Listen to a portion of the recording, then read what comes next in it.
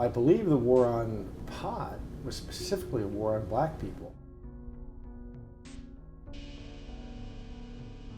Really in the late 30s, the feds started getting involved, and black men smoked pot, or at least that was the stereotype, and this gave you something to pat them down for and, you know, knock them around for or something. And didn't Nixon, one of the people who was in Nixon's high-level executive, came out just a few years ago. He's an old man now. He said that the war on drugs was really a way to hold down black minorities. Yeah, it was that simple. Oh, one of the bitter harvests of that is mass incarceration, and you've talked about this as well.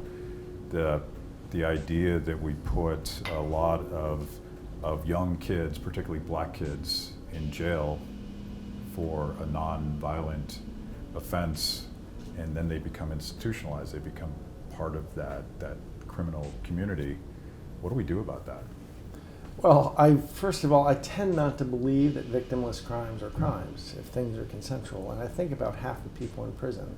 You know, I think that actually pot in particular, I think that we ought to do what Holland does, which is pot and mushrooms are legal. They come out of the ground, and then how do you make that illegal? But then they tax it, and they use the taxes to treat hardcore addiction, and they have the lowest hardcore addiction rate in Europe. You know, I think that's probably the right solution. Anything that involves people having to manufacture and mash up with diesel fuel or whatever they use to make cocaine and meth and all that stuff, you know, there's public health risks and legitimate interests, but I think that or arguably legitimate interests. You can be real pure and say, hey, your body's your own, the state doesn't have any interest in telling you what to do with it. I would think that we ought to start by legalizing at least weed.